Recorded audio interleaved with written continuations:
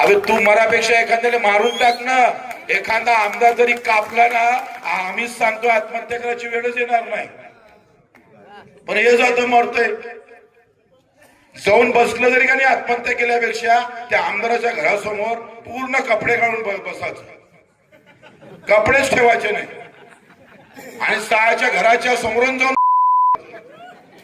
काय फरक आहे? मेल्यापेक्षा परवडत नाही का? हे हा धिंगाणा जर सुरू केला ना, तर सांगतोय काय व्हायचंय सरकार. तो अक्कल द्याव कुणाले, करावं कुणा. आमच्याला ते आता परवडत नाही. तो आम्ही थोडस बाजूने गेलं म्हणून